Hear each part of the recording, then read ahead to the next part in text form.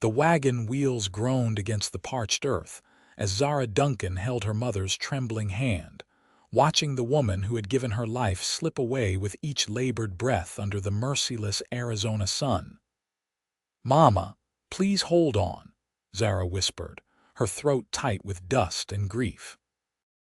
She was 20 years old, and the realization that she would soon be utterly alone in this unforgiving territory pressed down on her chest like a boulder.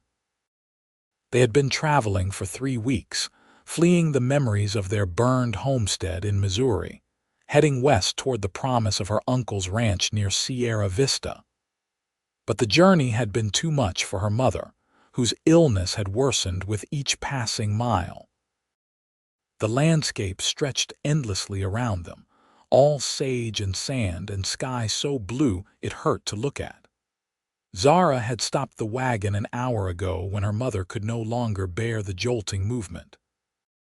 Now they sat in the shade of the canvas cover, and Zara dampened a cloth from their dwindling water supply to press against her mother's fevered brow.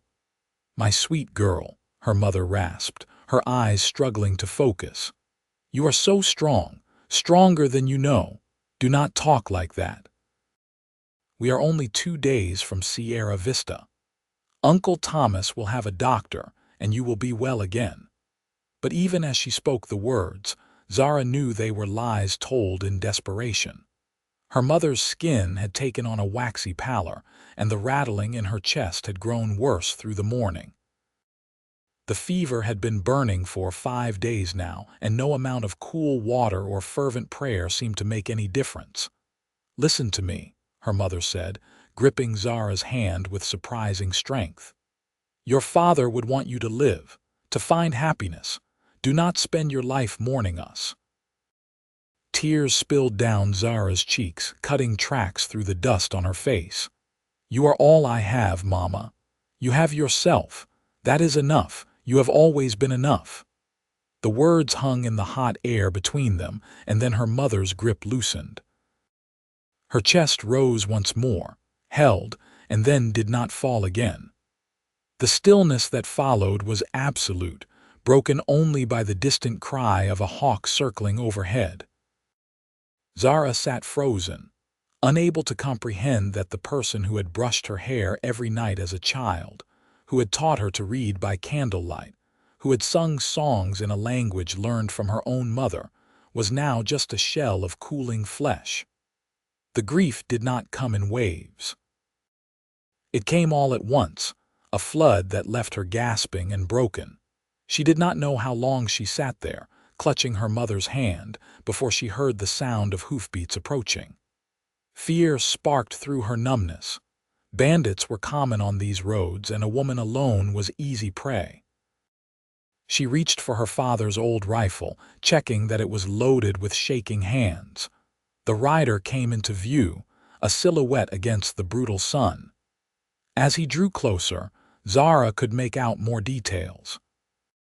He sat tall in the saddle, wearing dusty leather chaps and a dark hat pulled low against the glare. A bandana hung loose around his neck, and she could see the glint of a rifle in a scabbard on his saddle. But his hands were empty, resting easy on the pommel, and he slowed his horse to a walk as he approached. "Madam," he called out, his voice carrying across the distance. "You in need of help."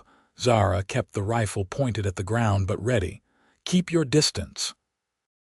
He stopped his horse a respectful 20 feet away and raised his hand slightly. "Name is Harrison Quinn. I am not looking for trouble. Just saw your wagon sitting still in the heat and thought someone might be in distress."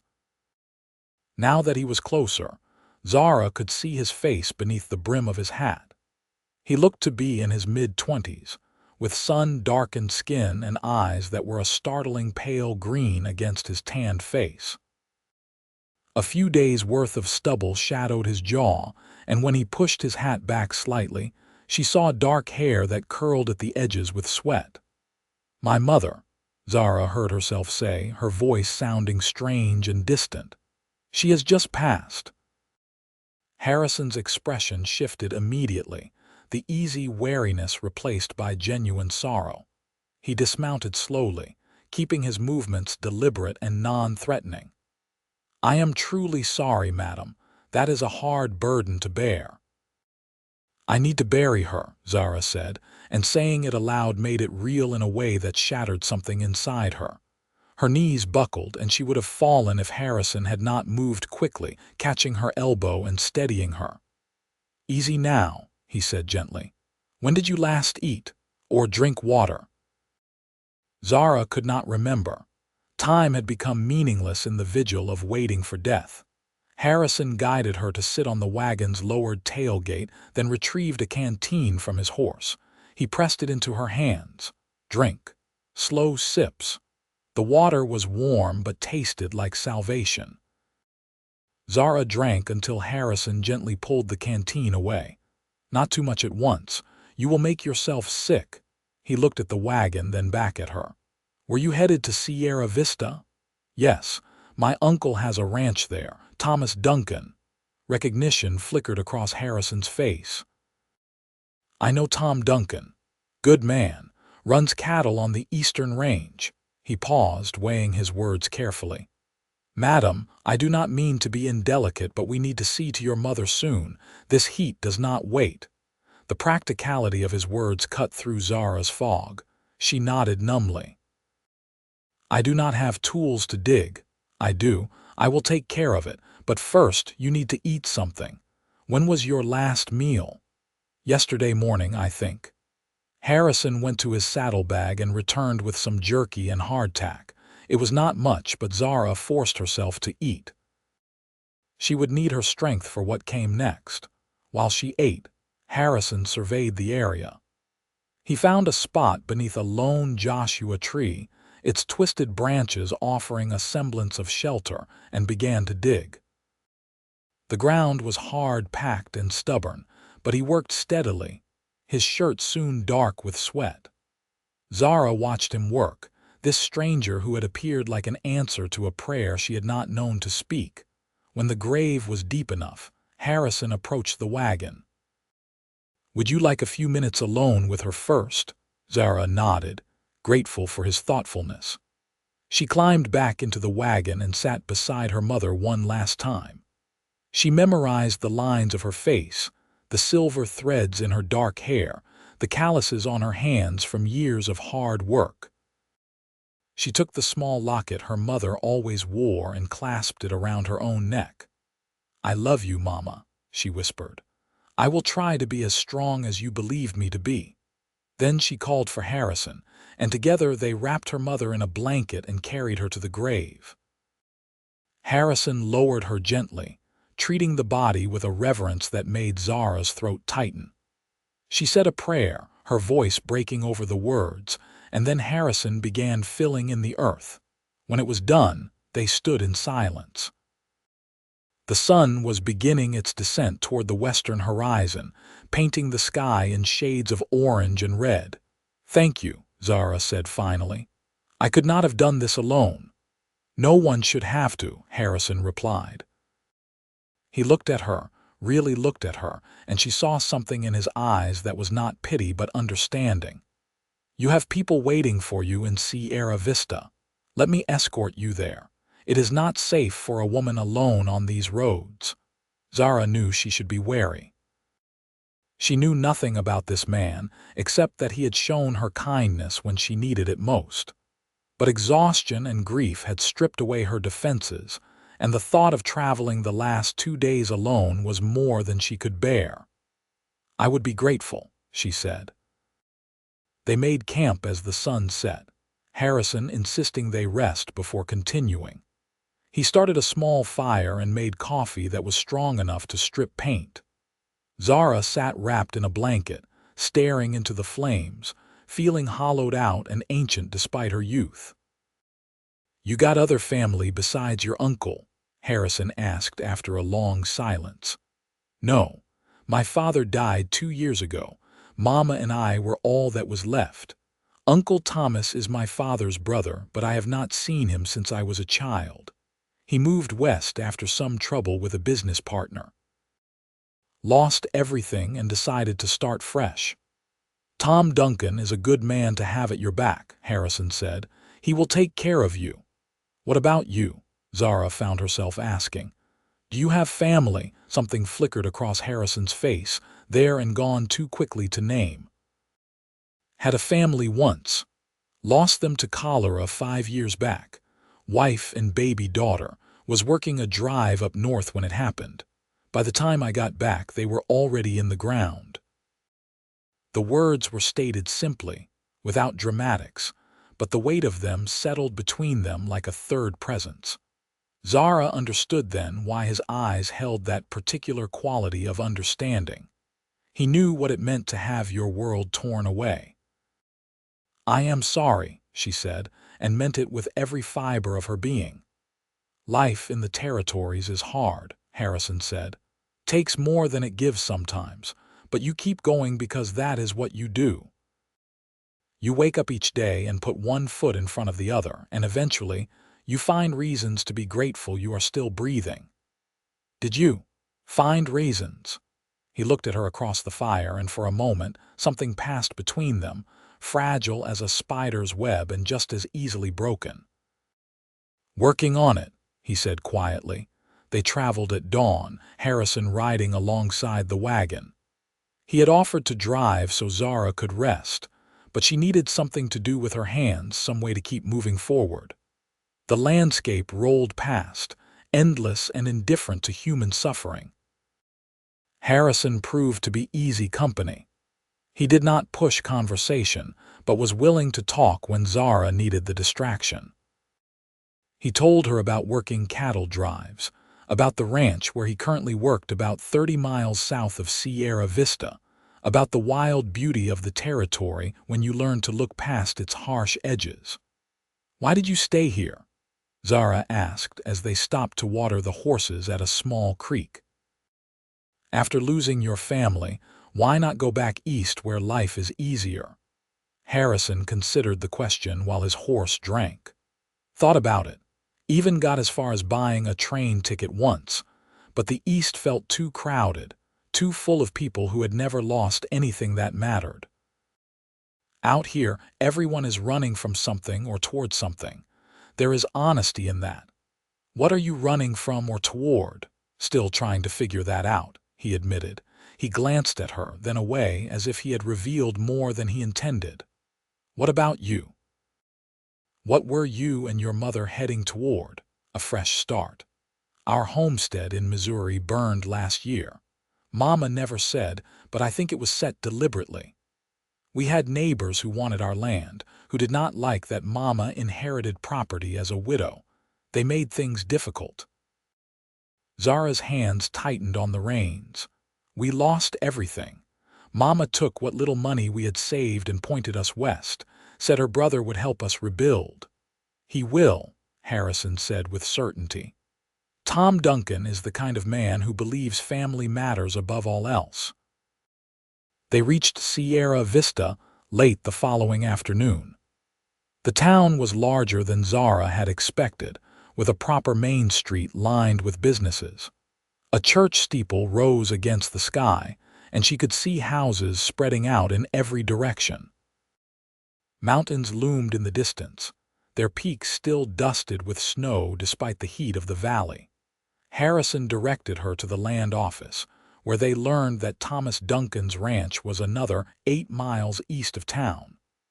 The sun was already sinking low, and Harrison made the decision for them. We will get you a room at the boarding house for the night. Head out to your uncle's place fresh in the morning. I cannot afford a room, Zara admitted, shame coloring her cheeks. I can, Harrison said simply. And before you argue, consider it payment for your company on the road. I would have spent the money on whiskey and cards anyway. At least this way it goes to something worthwhile. Mrs. Beatrice Holloway, who ran the boarding house, was a plump woman with kind eyes and a no-nonsense manner. She took one look at Zara's hollow eyes and dust-covered dress and immediately shifted into mothering mode. You look half-starved, dear. I have stew on the stove and fresh bread, and a bath. You need a bath. She turned to Harrison. Will you be staying as well, Mr. Quinn? Just getting the lady settled, madam. I will head back to the ranch tonight. But Mrs. Holloway was already shaking her head. It will be full dark in an hour. You will stay the night, and I will not hear otherwise. I have 2 rooms available, and you have just paid for both. Harrison opened his mouth to protest, then seemed to think better of it. Something in Mrs. Holloway's expression suggested arguing would be futile. After a bath that felt like heaven and a meal that filled the empty spaces in her belly if not her heart, Zara found herself on the boarding house's front porch. Harrison was there, sitting on the steps and smoking a cigarette. The main street was quiet, most folks having gone home for supper. "Thank you," Zara said, sitting down beside him, "for everything. I do not know what I would have done if you had not come along." "You would have managed," Harrison said. "You are stronger than you think. My mother said the same thing before she died." Zara pulled the locket from beneath her collar, running her thumb over the engraved surface. "I do not feel strong. I feel broken." Harrison was quiet for a moment, then spoke softly. "Grief does not mean you are broken. It means you loved deeply enough that loss matters. That is not weakness." Zara felt tears prick her eyes again. She had thought herself cried out, but apparently grief had infinite reserves. "Will it always hurt this much?" "No," Harrison said, and his certainty was a comfort. "It will change, become something you can carry instead of something that crushes you. But it takes time, more than you want, less than you fear." They sat in companionable silence as the stars emerged one by one until the sky was a blanket of light above them. Somewhere in the distance, a coyote called and another answered. "I will take you to your uncle's place tomorrow," Harrison said. "Make sure you are settled proper before I head back to the ranch. You have already done so much, and I will do a bit more. Besides, I want to see Tom's face when he meets his niece. He talks about his brother's family sometimes. Has regretted losing touch." The next morning dawned clear and already warm. After a breakfast of eggs and bacon that Mrs. Holloway insisted on providing, Harrison helped Zara load her meager belongings back into the wagon. The older woman pressed a basket of food into Zara's hands. "You come back to town any time you need, dear, and do not be a stranger. I am always here if you need someone to talk to." The kindness of these strangers was almost too much to bear. Zara thanked her with a voice thick with emotion, then climbed onto the wagon seat. Harrison mounted his horse, and they set out toward the eastern range. The Duncan ranch came into view an hour later, a sprawling collection of buildings set against the backdrop of rolling hills. Cattle dotted the landscape, and Zara could see several men working in a corral near the main barn. The ranch house itself was a sturdy adobe structure with a wide porch and a red tile roof. A man emerged from the barn as they approached, wiping his hands on a rag. He was in his late 40s, with graying hair and a weathered face that spoke of years under the sun. When he saw the wagon, his expression was curious. When he saw Zara's face, his expression shifted to stunned recognition. "Sweet Lord," Thomas Duncan breathed. "You look just like your father." Zara climbed down from the wagon, suddenly unsure. "Uncle Thomas, I am Zara, Zara Duncan. Your brother's daughter." Thomas crossed the distance between them in 3 long strides and pulled her into a fierce hug. "Where is your mother? Is she still in the wagon?" The question shattered the fragile composure Zara had been maintaining. She shook her head against her uncle's shoulder, unable to form words.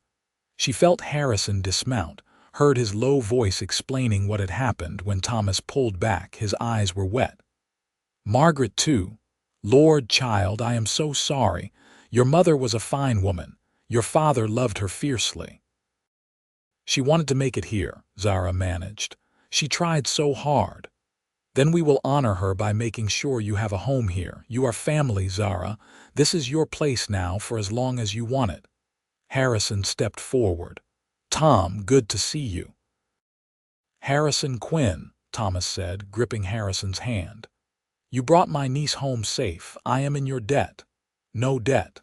Was the right thing to do. Stay for lunch at least. Let me feed you proper before you head back to the Circle M. Over a meal prepared by Maria, the ranch's housekeeper and cook, Zara learned more about her uncle's life. He had built this ranch from nothing, starting with a small herd and expanding over 15 years. He employed 5 hands year-round, more during roundup season. He had never remarried after his wife died in childbirth, along with the baby, 12 years ago. This ranch was my way of building something that mattered, Thomas said. But it has been lonely. Having family here, that means more than I can say. After lunch, Harrison prepared to leave. Zara walked with him to his horse, suddenly reluctant to see him go. Over the past 3 days, he had become her anchor, the steady presence that kept her from drowning in grief. Thank you, she said again, knowing the words were inadequate. For everything. Harrison settled his hat on his head, then looked at her with those striking green eyes. You are going to be all right, Zara Duncan. You have people now. You have family. You will have family again, I promise, he added, the words carrying a weight that felt like a vow. Something in the way he said it, the certainty and gentleness combined, made Zara's breath catch. She realized with sudden clarity that she did not want him to leave, that in 3 short days, this quiet cowboy had become important to her in ways she could not fully name. Will I see you again? She asked, trying to keep her voice steady. Harrison's expression softened. I work at the Circle M, only 30 miles south. I come to Sierra Vista regular for supplies, and I suspect I will have reason to visit the Duncan Ranch more often now. The promise in those words made warmth bloom in Zara's chest, a feeling she had thought herself incapable of after so much loss. She watched Harrison ride away, his figure growing smaller against the vast landscape, and felt the first stirrings of something that might, eventually, become hope. The weeks that followed were a blur of adjustment and discovery. Thomas threw himself into making Zara feel welcome, giving her one of the ranch's 3 bedrooms and encouraging her to make it her own. Maria, a Mexican woman in her 50s with a quick laugh and knowing eyes, took Zara under her wing, teaching her the rhythms of ranch life.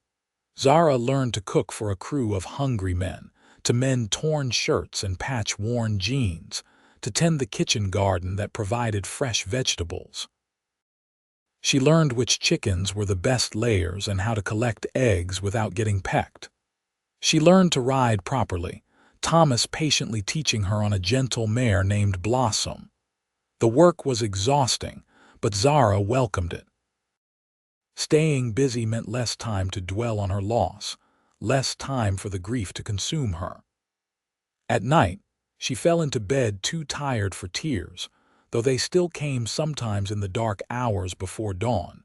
She also learned about the ranch's operations, fascinated despite herself. Thomas ran 2,000 head of cattle on land he had fought hard to claim and keep. The territory was still wild in many ways, with conflicts between ranchers and homesteaders, between different cattle operations, between those who had been here for generations and those who had just arrived. The territory is changing fast, Thomas told her one evening as they sat on the porch watching the sunset. We'll be a state before too long. That will bring more law, more order, but also more people, more pressure on the land. Do you regret coming here? Zara asked. Not for a moment. Every acre I claimed fair. Every head of cattle I raised honest. That matters to me. Your father and I, we did not always see eye to eye, but he taught me the value of building something with your own 2 hands. Zara squeezed her uncle's hand, grateful beyond words for his presence in her life. He had given her not just shelter but purpose, not just family but belonging. Harrison came to visit on a Sunday 3 weeks after Zara's arrival. She was in the kitchen helping Maria prepare dinner when she heard voices outside. Through the window, she saw him talking with Thomas, both men smiling about something. Her heart did an odd little skip in her chest. "That Quinn boy is handsome, no," Maria said, her eyes twinkling with mischief. "I had not noticed," Zara lied, feeling her cheeks heat, "and I have not noticed the sun rise each morning." Maria laughed. "He is a good man, quiet but good. Has been alone too long, I think." Zara did not know what to say to that, so she focused on kneading the bread dough with more vigor than necessary. Thomas called her out to the porch, and she wiped her flour-covered hands on her apron before stepping outside.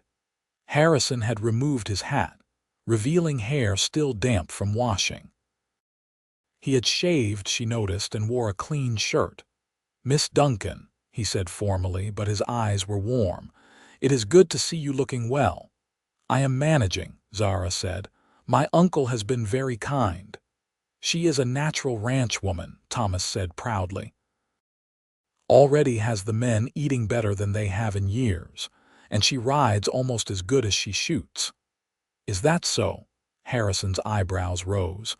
"Uncle Thomas is exaggerating. I am merely learning. She is being modest. Took down a rattlesnake at 20 feet yesterday. Clean shot through the head." Over dinner, which Harrison was persuaded to stay for, Zara learned more about his life. He had grown up in Texas, the son of a ranch hand. He had learned to rope and ride before he could properly raid. He had married young, at 19, to a girl named Sarah who he had known since childhood. They had been happy, he said simply, in the way people are when they do not yet know how easily happiness can be stolen. "Where did you meet your wife?" Zara found herself asking, then immediately regretted the question. "I am sorry, that is too personal." "It is all right," Harrison said. "I do not mind talking about her. Sarah was the daughter of the ranch owner I worked for. She was supposed to marry someone more successful, someone with prospects, but she chose me instead.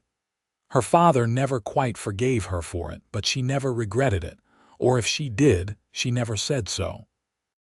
The way he spoke of his late wife was not with the raw pain of fresh grief, but with the tender sorrow of old loss. Zara recognized it because she was learning to carry that same weight. After dinner, Harrison asked if Zara would like to walk with him. Thomas gave them permission with a knowing smile that made Zara flush, but she accepted anyway. They walked toward the corral, where several horses dozed in the evening warmth. "How are you really?"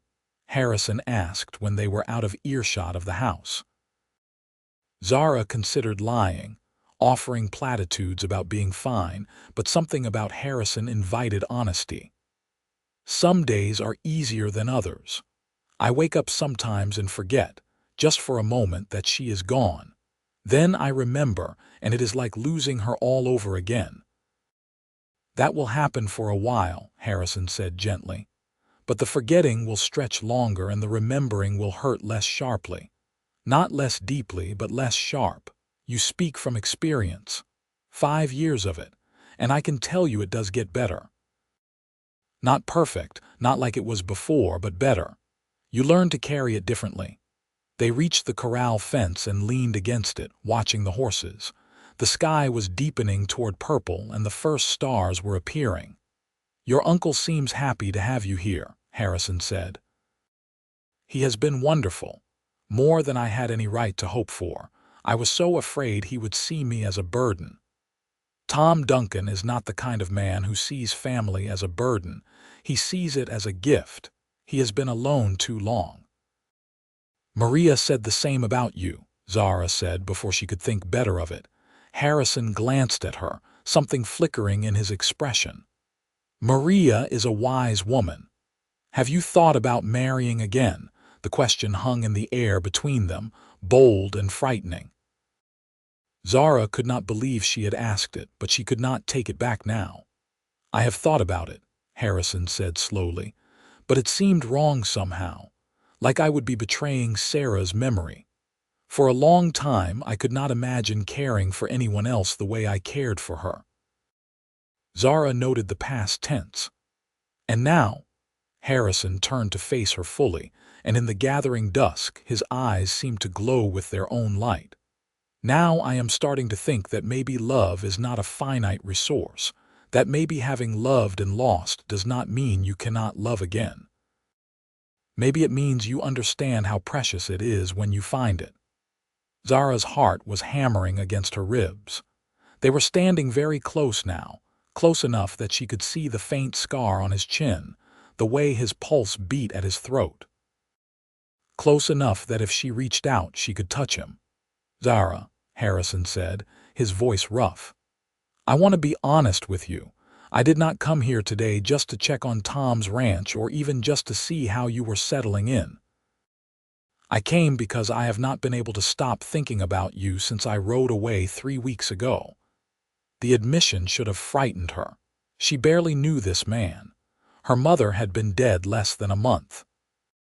By all rights, she should be focused only on grief and adjustment, not on the way Harrison's presence made her feel alive and anchored at the same time.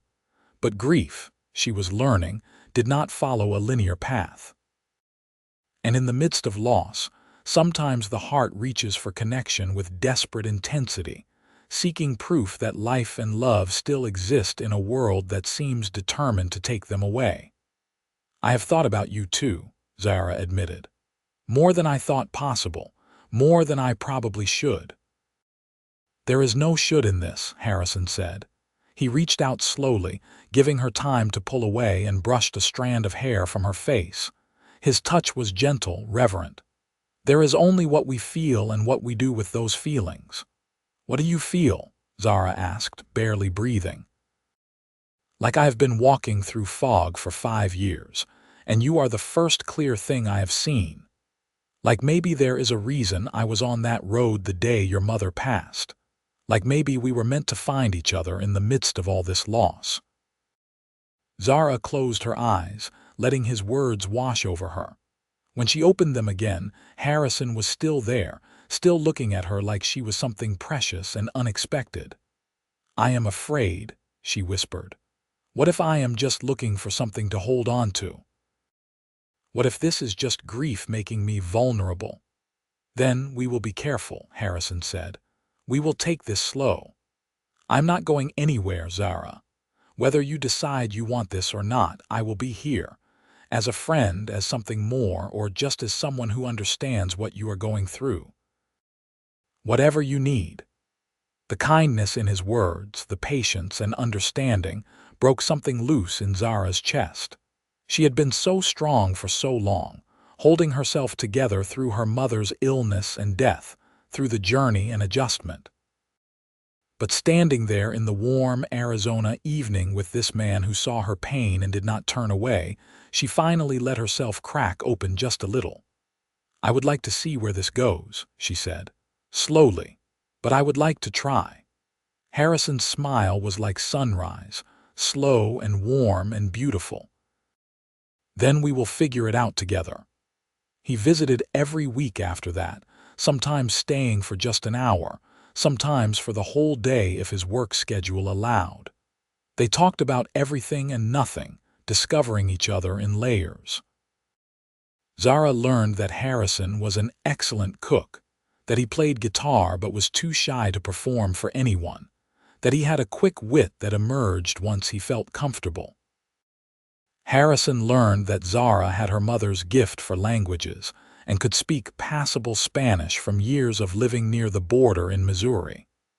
That she was fiercely independent but also deeply loyal.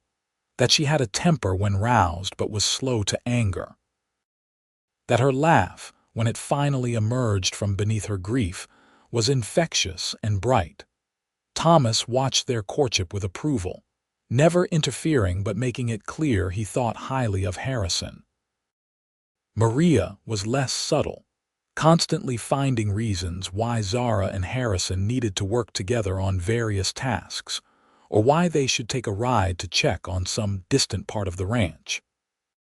"She thinks she is being clever," Zara told Harrison one day as they sat by the creek that ran through the eastern pasture.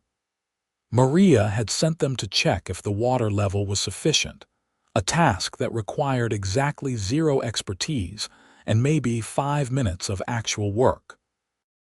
"She is being clever," Harrison said, grinning. "She is ensuring we spend time together, and I am grateful for it." They had been courting for 2 months now, and summer had arrived with its full, brutal heat. Zara had removed her boots and was dangling her feet in the cool water. Harrison sat beside her, his own boots cast aside, his shirt sleeves rolled up to reveal tanned forearms. "Tell me about your plans for the future," Zara said. "What do you want from life?" Harrison was quiet for a moment, watching the water flow over smooth stones. "I want a place of my own someday. Not a huge spread like your uncle's, but enough land to run a few hundred head of cattle, a house to fill with laughter. Maybe some children running around getting into mischief." He glanced at her. "What about you?" "I never thought much about it before," Zara admitted. "I was focused on helping Mama, on surviving each day, but now I find myself thinking about the future more, about building something lasting, about family." "Family is important," Harrison said softly. "I think maybe that is what I have been missing most these past years. Not just a wife, but that sense of belonging to something bigger than yourself." Zara understood exactly what he meant. She reached out and laced her fingers through his, a gesture that had become familiar over the past weeks. His hand was calloused and strong, and holding it made her feel safe in a way she had not felt since her father died. "Harrison," she said, her heart pounding, "I know we said we would take things slowly, but I need you to know that this is real for me. What I feel for you, it is not just grief or loneliness. It is real." Harrison turned to face her fully, his free hand coming up to cup her cheek. "I know, it is real for me too. More real than I thought possible to feel again." He leaned in slowly, giving her every opportunity to pull away, and pressed his lips to hers. The kiss was gentle, almost reverent, a question and an answer all at once. Zara felt heat bloom through her entire body, not just desire but recognition. This man, this moment, this connection was what she had been moving toward without knowing it. When they pulled apart, Harrison rested his forehead against hers. "Zara Duncan, I am falling in love with you. I probably have been since the moment I saw you trying to be brave in the face of unbearable loss." "I am falling in love with you too," Zara whispered, "and it terrifies me." "We will be scared together then," Harrison said, "but we will be together. That is what matters." The summer passed in a haze of heat and happiness. Zara bloomed under the combination of her uncle's care and Harrison's affection, the hollow grief in her eyes slowly filling with light again. She still mourned her mother, still had days when the loss hit her fresh and sharp, but she was learning to carry it alongside joy rather than letting it consume her entirely. Harrison officially asked Thomas for permission to court Zara with marriage in mind, a formality given that they had already been courting for months. Thomas gave his blessing enthusiastically, pleased to see both his niece and his friend finding happiness. In September, when the worst of the summer heat had broken and the evenings were cool enough to be pleasant, Harrison proposed.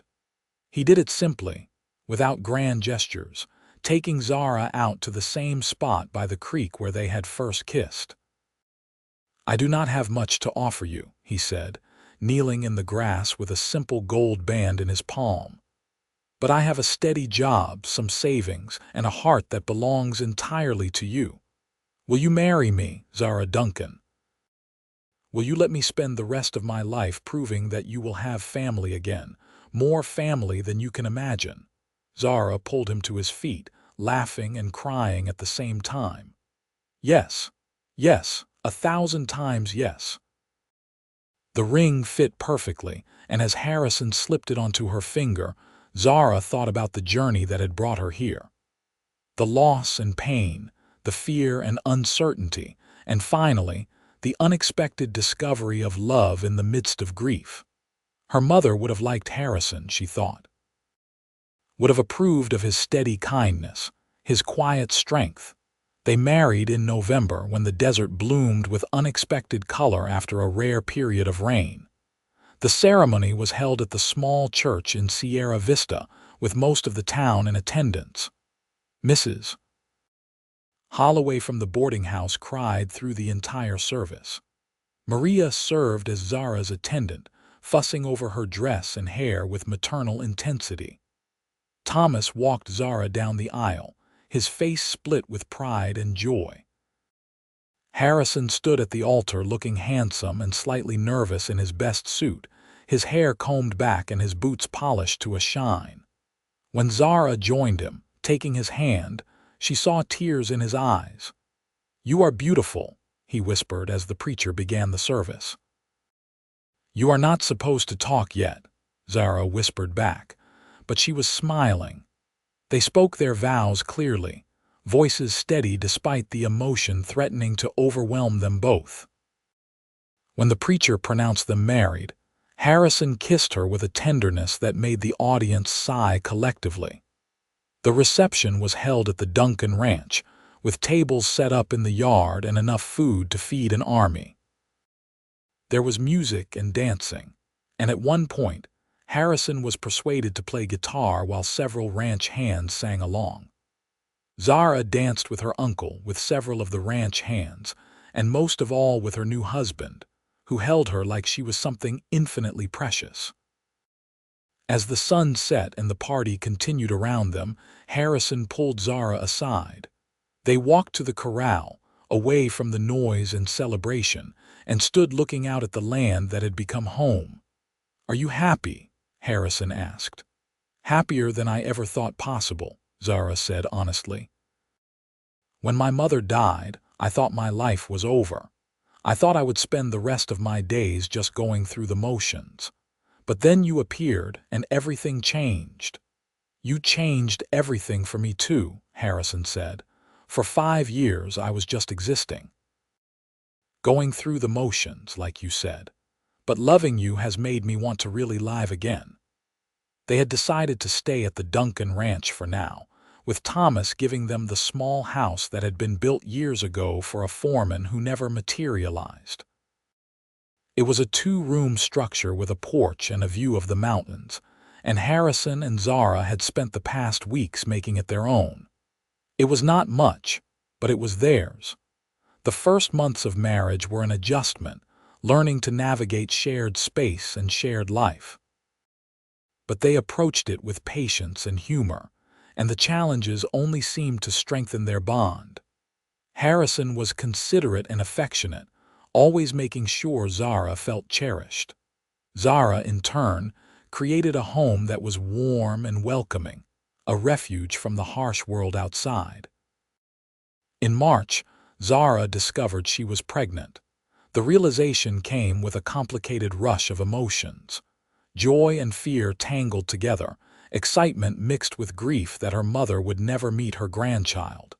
She told Harrison at dinner one evening, simply and directly, "I am with child." Harrison dropped his fork, his eyes going wide. "Truly," the doctor in town confirmed it today. "He says I am about 2 months along." Harrison was around the table in an instant, pulling Zara into his arms. She felt him shaking and realized he was crying. "Harrison." "I am sorry," he said, his voice thick. "I just never thought I would have this again. After Sarah and the baby died, I thought that chapter of my life was closed. But here you are, giving me another chance at family." Zara held him tightly, her own tears falling. "We are giving each other another chance. Both of us." Thomas was thrilled at the news, immediately declaring that they needed to expand the small house to accommodate a nursery. Maria began knitting tiny blankets and booties, her hands never idle. The ranch hands, most of them rough men who lived hard lives, were surprisingly gentle with Zara, always making sure she was not overworking herself. The pregnancy was not easy. Zara was sick through most of the first few months, barely able to keep food down. Harrison hovered anxiously, bringing her water and cool cloths, sitting with her through the worst of it. As the baby grew, so did Zara's discomfort, the desert heat making everything more difficult. But she also found unexpected joy in the experience. Feeling the baby move for the first time, seeing Harrison's face when he felt it too, imagining the life they would build together as a family. She thought often of her mother, wishing desperately that she could be there to offer advice and comfort. But in quiet moments, she felt her mother's presence, a gentle reassurance that she was not alone. The baby came in early November, almost exactly a year after Zara and Harrison's wedding. The labor was long and difficult, lasting nearly 20 hours. Harrison refused to leave Zara's side despite the doctor's suggestions that he wait elsewhere, holding her hand and whispering encouragements even as she squeezed hard enough to leave bruises. When the baby finally emerged, its cries filling the small house, Zara felt a relief so profound it bordered on religious ecstasy. The doctor cleaned the infant and placed it in Zara's arms. "A boy," he announced. "A healthy, strong boy." Harrison looked down at his son with an expression of wonder and disbelief. "He is perfect," he breathed. "Zara, he is absolutely perfect." The baby had a shock of dark hair and eyes that would eventually turn the same pale green as his father's. His tiny fingers wrapped around Harrison's thumb with surprising strength, and Zara watched her husband fall completely in love. They named him Henry Thomas Quinn, honoring both their fathers. Thomas wept openly when they told him, declaring it the greatest honor of his life. Henry was a content baby, blessed with a calm temperament that made the sleepless nights slightly more bearable. Watching Harrison with their son was one of Zara's greatest joys.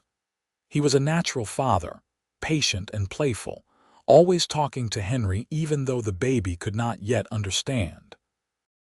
He told him stories, sang him songs, showed him the ranch and explained how everything worked. It was clear he was determined to give his son the kind of childhood built on love and security. The years passed in a rhythm of ranch life and family growth. When Henry was 2, Zara became pregnant again. This time she carried a girl and the birth was mercifully quicker. They named her Margaret for Zara's mother, and she was a tiny, fierce thing with her mother's dark eyes and determination.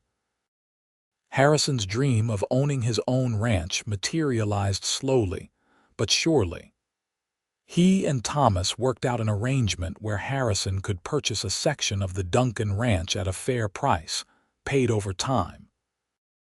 They built a larger house on the property, still within sight of Thomas's place but far enough to feel independent.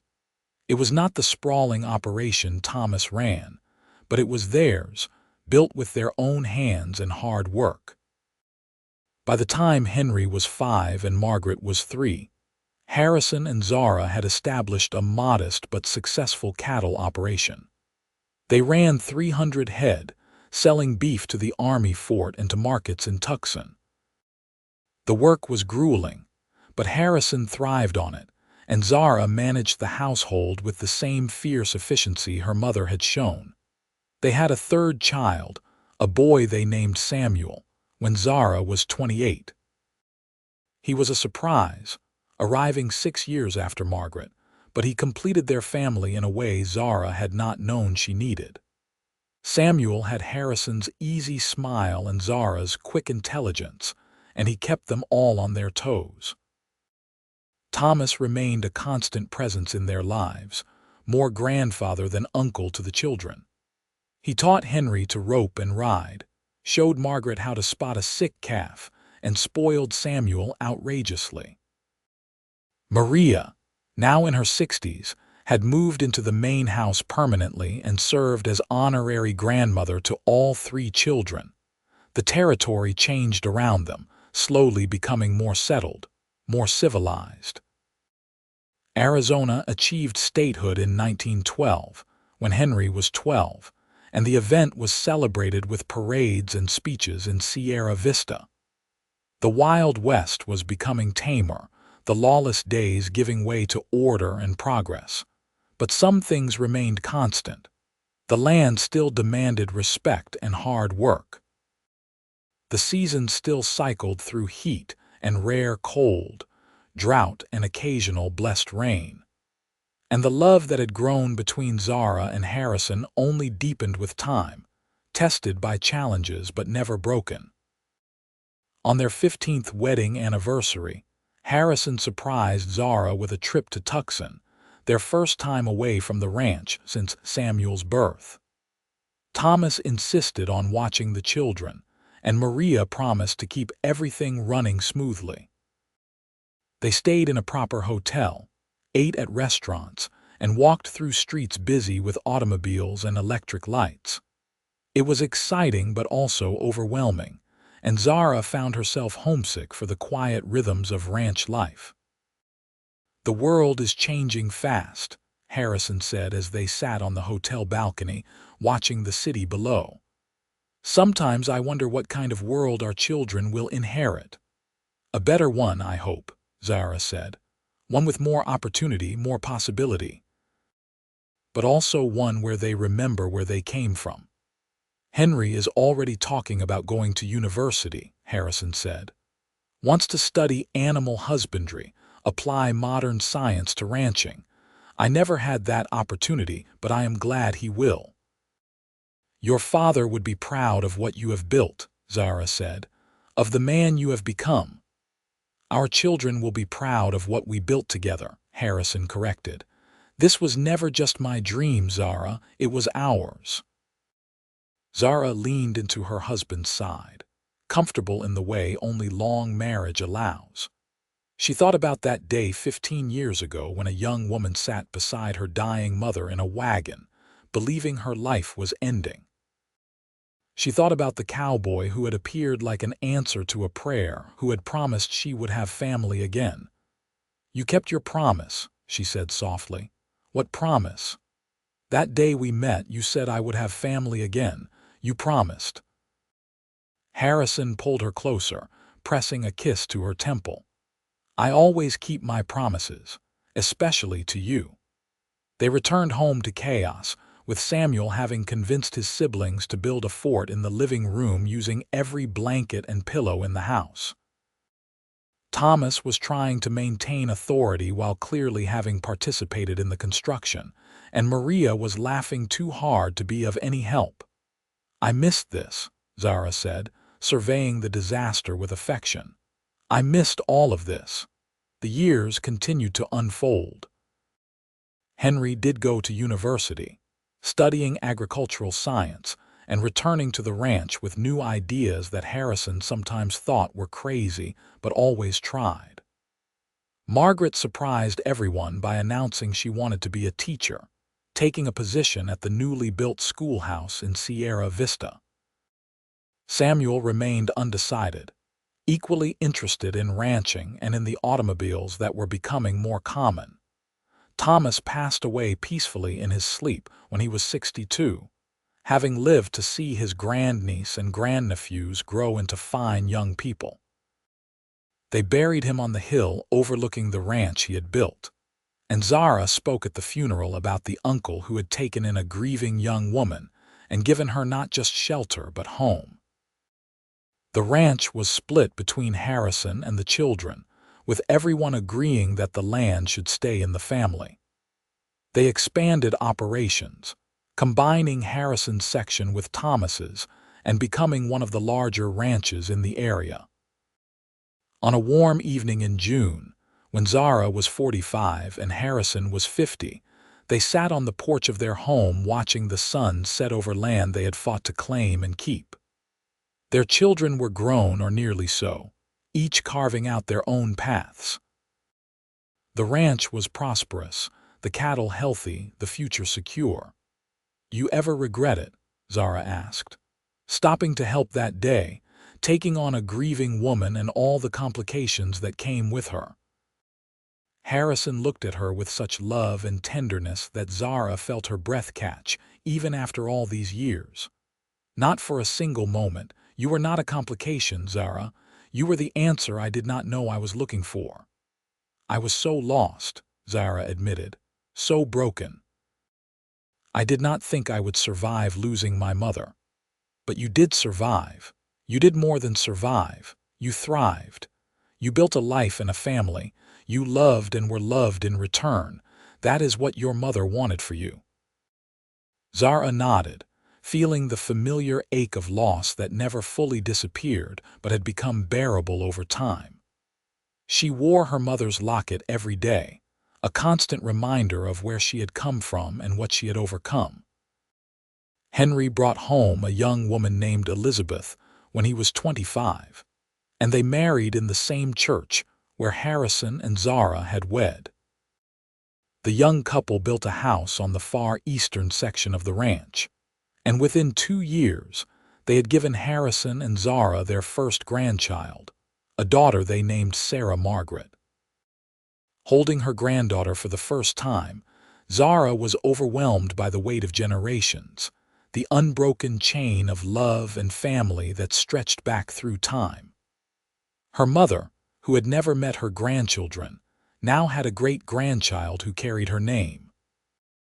It felt like a kind of immortality, a way of keeping memory alive. "She has your eyes," Harrison said, looking at the baby in Zara's arms. "And your stubborn chin," Zara countered, making him laugh. Margaret married a man named Robert Fletcher, a teacher like herself, and they moved to Phoenix where new opportunities were emerging in the growing city. They visited often, bringing stories of city life that fascinated and sometimes horrified the ranch-bound family. Samuel, true to his uncertain nature, spent several years working different jobs before finally deciding that ranching was in his blood after all.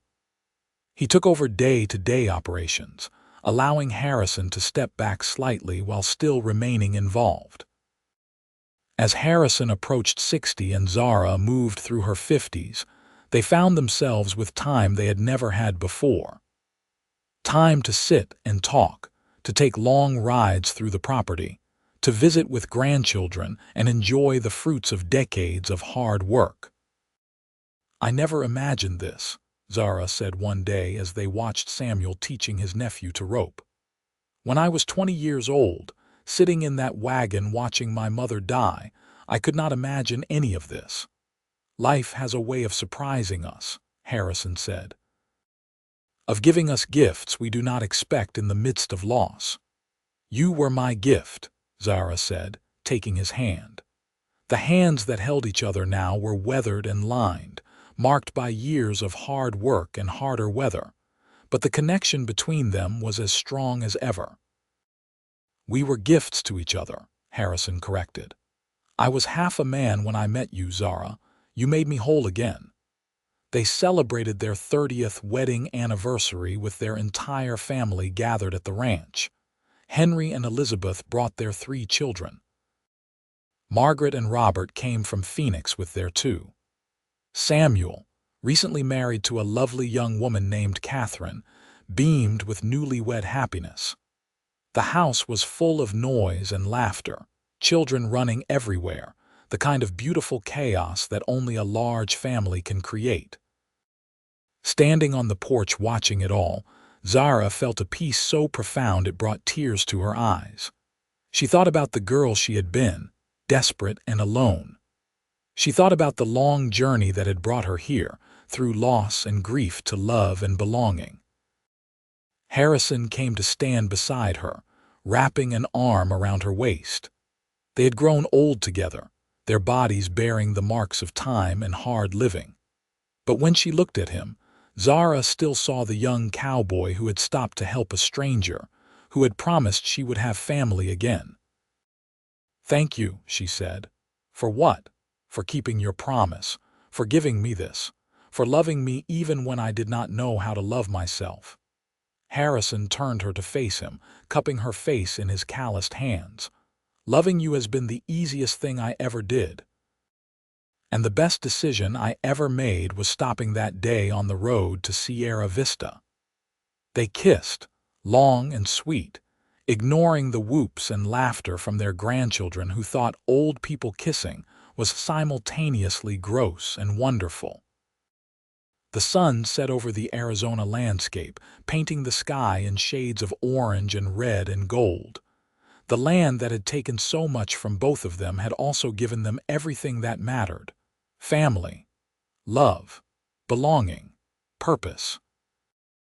Years later, when Harrison was 70 and Zara was 65, they sat in rocking chairs on the porch, watching their great-grandchildren play in the yard. The ranch was now run primarily by Samuel and Henry's oldest son, but Harrison still went out most days, unable to fully let go of the work that had defined so much of his life. "You think your mother would be proud?" Harrison asked. It was a question he had posed before over the years, always interested in Zara's answer. Zara considered it, as she always did. "I think she would be amazed, not just at what we built, but at the fact that we built it together. That we took our grief and loss and used it to create something beautiful." "I think my Sarah would be happy too," Harrison said.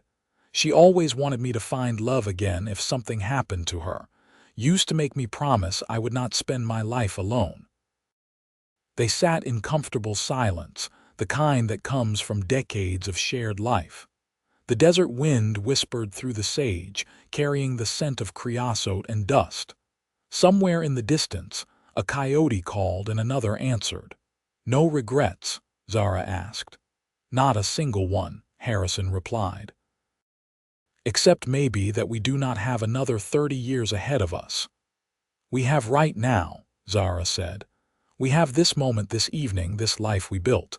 That is more than enough." As the stars emerged one by one in the darkening sky, Harrison reached across the space between their rocking chairs and took Zara's hand. The same hands that had first clasped on a desperate day beside a grave now held each other with the comfortable intimacy of a lifetime together. They had survived loss, built a family, created a legacy. The wagon that had carried Zara and her dying mother had been the beginning of a journey that led to everything she held dear. And the cowboy who had stopped to help, who had promised she would have family again, had given her more than family. He had given her love, partnership, and a life beyond her wildest imaginings. In the house behind them, their children and grandchildren gathered for dinner, their voices rising in laughter and conversation. The Duncan Quinn ranch stretched out around them, a testament to hard work and determination. And on the hill overlooking it all, two graves stood side by side, one for Thomas Duncan, who had welcomed his niece home, and eventually one that would be for the couple who had built an empire of love from the ashes of grief. But that was still years away. For now, there was just this moment, this evening, this life. Harrison and Zara Quinn, who had found each other in the wilderness and built something that would endure long after they were gone. A family, a legacy, a love story that began with loss and ended with joy. The promise had been kept, and then exceeded beyond measure. They had family, and in having family, they had everything that mattered.